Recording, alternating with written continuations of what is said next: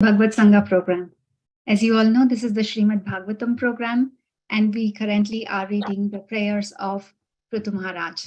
These are really wonderful prayers from Srimad Bhagavatam, Canto 4, Chapter 20, from verse 23 to 31. Today, we have a very wonderful devotee, Roshan Prabhu, who will be presenting these prayers and his realizations. Hare Krishna, Prabhu. Over to you. Hare Krishna. Thank you, Mataji. Hare Krishna devotees. So we are discussing the Prthu Maharaj prayers today. So brief background is Prthu Maharaj is performing a Vedic sacrifice, and pleased by his sacrifices, Lord Vishnu appears in the sacrificial arena along with Indra, who had stolen one of the horses that was meant for sacrifice. So after forgiving, there is exchange between Indra and Prthu Maharaj, and then Prthu Maharaj starts offering prayers to Lord Vishnu, and in that chain, I think we are starting with verse 23. So the recitation is: Varan vibhotvad varadeshwarad buddha katham vrinite guna vikriyatmanam ye narakanam api santi dehinam tani shekaivalyapate vrinena cha. Translation: My dear Lord, you are the best of the demigods who can offer benedictions. Why therefore should any learned person ask you for your benedictions? Meant for living entities bewildered by the modes of nature. Such benedictions are automatically available even in the lives of living entities suffering in hellish conditions. My dear Lord, you can certainly bestow merging into your existence, but I do not wish to have such a benediction. So in this verse, my realization was Prthu Maharaj is teaching us what is it that we should not ask from Krishna. Different people, depending on what level they are at, they have different desires, and therefore they desire different things. Prthu Maharaj here is teaching what should be the aspiration of a devotee. He asks for his boon in 24th verse. Here he's saying what not to ask, which he's saying is material benedictions. And the reason is, he says, people ask for material benediction because their intelligence is distorted under the influence of modes of material nature, guna vikriya. So because intelligence is distorted, therefore people ask for things which are readily available even in hellish existence. So material sense objects that we generally ask for is available even in the lower existence, even in hellish existence. In Bhaj Govindam, there is a verse, Balastavat Krida Saktaha, Tarunastavat Taruni Saktaha, Vriddha Tavat Chinta Magna. That different stages of life, people are attached to different things, but the object of attachment keeps changing. It's temporary. So when kids are attached to toys, and then when they grow a bit, they're attached to having a family, career, wealth, fame, so on and so forth. And as a result, in old age, there is just dissatisfaction because of not having achieved enough, because that's the way material nature works. Is more we want, more dissatisfied we get, and therefore we are chintamagna, or troubled by miseries and anxieties. And people never even have time to actually inquire about the highest truth. So the point Prthu Maharaj is making is that we should not be attached to material things which are anyways available and are temporary. In next verse, Prthu Maharaj talks about what is it that a devotee should desire. Another thing that Prabhupada brings out is Krishna is called Kaivalyapati, one who can give impersonal liberation. But in next verse, Prthu Maharaj says he doesn't even want that, and then gives reasoning for why. So verse 24, Nakamayena tadapyaham kvachin nayatra yusma charanam bhujasavaha mahtatmantar hridayan mukhachyuto vidhat swakarna yutameshamevaraha. He says, I don't want, never, natadapya aham kvachin, never ever do I want. This is tad, refers to the liberation that is talked about in the previous verse. He says, why does he not want impersonal liberation? Because that is, Prabhupada in previous verse has talked about different types of living entities, like people who are materially inclined karmis, they want material benedictions, and then there are gyanis who want impersonal liberation. So here Prithum Maharaj is rejecting even impersonal liberation, saying that the problem with impersonal liberation is there is no opportunity to actually serve to relish the nectar from lotus feet of Krishna. Nayatra yusmat charanambujasava. Then he says in next verse, like what does he exactly want? He says, Mahattamantar hridayan mukhachito. So he wants to hear the realizations which are in heart of Mahatmas or great devotees, deep within their heart, the realizations that are there. He wants to hear that. And his eagerness is so much so that he says, Karna Yutam. He wants to hear it he wants to have millions of ears so that he can continuously hear more and more about the realizations which are there in heart of great devotees, which is basically glories of Krishna. In heart of devotee is Krishna. In CC also there is a verse where Mahaprabhu says that there is no point in dry speculation. The essence of religious principle lies in heart of a devotee. Dharmasya tattvam nihitam guhayam, and therefore we should follow the path shown by Mahajano Yena Gatasapanta. So Prthu Maharaj is saying that he wants to be able to hear. Hearing is the principle where bhakti starts, and therefore he says bhakti starts there, and it changes the heart of a devotee to such an extent that heart fills with devotion just by hearing.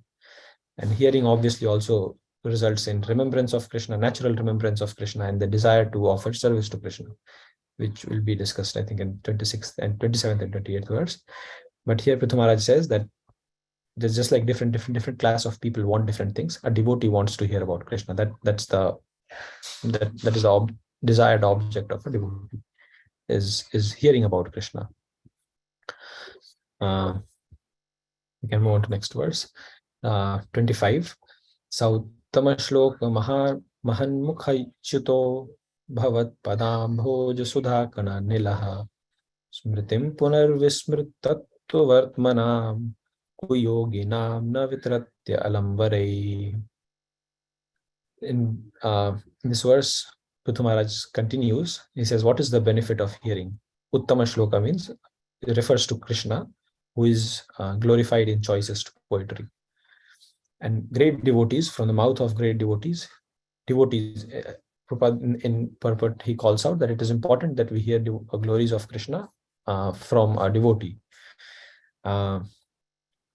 So he says that the fragrance of the glories of Krishna that emanates from the mouth of pure devotees, the effect that it has is it tends to revive our remembrance of original position as servants of Krishna. He refers to general living entities as Vismrit Tattva Vartmanam. We are walking a path which is primarily characterized by forgetfulness of Krishna, Vismriti. And what happens by hearing is we are established in remembrance of Krishna.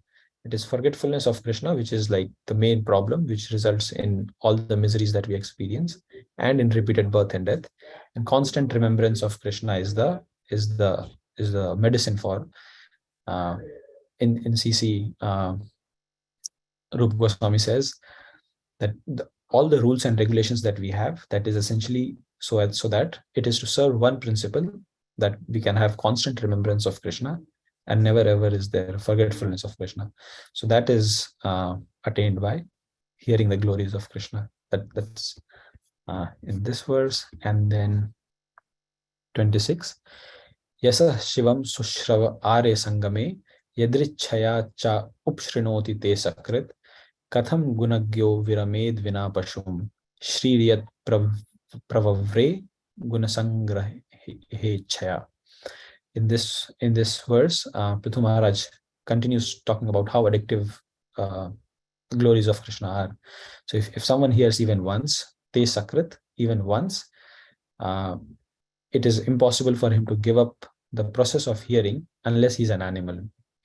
Anyone who is gunagya, one who appreciates good qualities, once he hears about qualities of Krishna, it is so attractive to heart that unless one is at the level of an animal, he cannot stop hearing about Krishna. And then he gives an example of how even Lakshmi Devi, Shri Riyat Pravavre, she desiring to acquire good qualities, receive good qualities, Mother Lakshmi, she also engages in hearing about Krishna from gopis. Uh, Next couple of verses, 27th and 28th, Prthu Maharaj talks about the desire to serve Krishna. So 27 is Atha bhaje tva khil purushottamam gunalayam padma karev lalasa apyavayoreka spridho kalir nasyat kritatvat charanaikatanayo. Prthu Maharaj in this says that having heard the glories of Krishna, he wants to serve him. He wants to be able to serve him. And in that, he expresses his concern that it may be possible that while serving Krishna, he may overstep, or there may be some sort of that he may end up offending Mother Lakshmi because she is constantly engaged in service of Narayan. This is a concern that he expresses, but Prabhupada says differentiates that Prthu Maharaj is in Dasya Rasa. He wants to serve lotus feet of Krishna, and Lakshmi Devi is in Madhuri Ras, where she is said to permanently reside in the heart of Narayan, but she takes the position of serving lotus feet of Narayan, which is also what is aspired by devotees in Dasya Bhava, which is Prthu Maharaj. And so he feels that he may end up irritating or offending Lakshmi Devi. And then in next verse, he requests Narayan, Lord Krishna, to actually forgive him or take his side, even though Mother Lakshmi may be offended. It talks, so Prabhupada brings out that even in spiritual world, what it signifies is even in spiritual world, there is transcendental competition when devotees are performing service. But that is, in a stark manner, it's different from competition that we see in this world, because competition in this world is it's driven by envy, but in spiritual world it serves as inspiration for other devotees to serve more and more, and it tends to increase the transcendental pleasure. So 28th verse, Jagat Jananyam Jagadish Vaishasham Syadeva Yat Karmani Na Samihitam Karosi Phalgo Api Aru Deen Vatsalah Saeva Dhisne Abhiratasya Kimtaya. So Prabhu Maharaj here is saying that he says that one of the characteristics of Lord Narayan is that even small services rendered to him, Karosi Phalgu Api Uru Deen Vatsala, he is Bhakta Vatsala, or of he is favorable to anyone who is poor. Akinchan Namo Akinchan Vittaya, people who do not have any wealth, who do not have any wealth other than Krishna, he is generally favorably inclined to those. And even small services rendered by them, he tends to magnify it. So Prabhupada says that although Prthu Maharaj is just performing like regular Vedic yagyas, which do not have the ability to bring one to spiritual world, but he says that Krishna will favorably accept and magnify the service that he has rendered, and he'll be favorably inclined towards Prthu Maharaj, even though it may happen that he ends up offending Lakshmi Devi, but he expects that he's trying to be cautious here and expects that Narayan favors him. And then moving on to next verse, text 29. Bhajantyatha tvam ataiva sadhavo vyudast maya guna vibhramodayam bhavat padanusmaranad rite satam nimittamanyad bhagavan navidmahe. In this verse, Prthu Maharaj talks about how even those who are liberated, even they are attracted to bhajan or performing devotional service to Krishna. This reminds me of a verse in Bhagavad Gita where Krishna says that even those who are at Brahma Bhuta stage, which is the stage at which the Gyanis reach, That's the highest stage that a Gyani can reach, which is identifying with Brahman and freeing oneself from misery. It is after that stage that actual bhakti starts. Even in the beginning of Srimad Bhagavatam, when the sages ask Sutta Goswami on why is it that Sukadeva Goswami, who was a Paramhamsa, how was it that he undertook the laborious study of Srimad Bhagavatam despite being already liberated? In response to which Sutta Goswami says that the qualities of Krishna are so attractive that it attracts even the people who are Atma Ramas, or who are self-sufficient, who are self-satisfied, and are not attracted to anything material. Even they get attracted to qualities of Krishna, because the qualities of Krishna are so attractive. That is what he says. Nimittam anyad bhagavan vidmahi. There is no reason for them to be attracted. Even then, they render devotional service. And the effect of devotional service is that it frees one from the illusions of Maya. Next verse. Manye giram te jagatam vimohinim varam vrinishveti bhajantam athayat vachanuttantya yadi te jano sthitah katham punah karma karoti mohitam. He talks about how the Vedic literature is generally bewildering. It tends to attract the minds of karmis, or people who have desires. There are a lot of flowery language which attracts.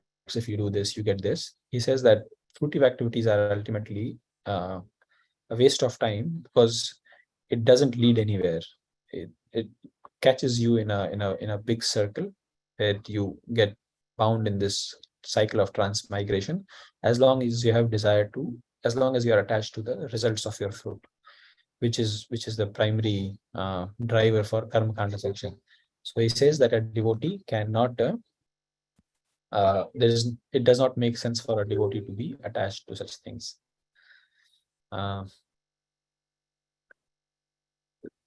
Wrap up. So with the last verse, Tvanmaya Mayayadha Janaisha Khandito Yadanyad Ashastaritatmano Buddha Yatha Chared Balahitam Pita Swayam Tatha Tvamevarhasina Samihitum. He finishes his prayers with a very humble position. He says that what should the prayers were prompted by Lord Narayan asking him to ask for something, and here he says, "What can I ask for?" Just like a father who knows the best interests of a child, he takes care of the best interest of child despite not being asked by the kid. Similarly, I cannot understand my own best interest. You give me whatever you think is best for me, because otherwise people generally get attracted to your illusory energy, which separates him from you and puts him in more and more trouble. So yeah, with that we can wrap it up. Hare Krishna, Roshan, Prabhu, that was really very nice. You covered all the prayers, and you nicely summarized what they mean and highlighted the key points. So very nice, Prabhu. 2 points I would like to quickly share. What caught my attention was, of course, many were there, but the point that forgetfulness of Krishna is the main cause of misery, and the only medicine is to remember Krishna. And by doing services, by associating with devotees and chanting, that's the only way we can remember Krishna. And the second point is, anyone who hears about Krishna wants to hear again and again. And that's very much the reason why in the Bhagavatam, the BhagavatSanga program, we are there, because we get so attracted and we want to hear about Krishna. And only if an animal is one who would not want to hear. And finally, Krishna knows best what's required for us. He'll give us what we deserve. So very nice, Prabhu. You very nicely covered all the points. Fantastic class. Thank you very much. With that, devotees, we'll conclude the BhagavatSanga program today. Thank you all for joining. We will meet you all next week with another devotee. Thank you very much. Hare Krishna.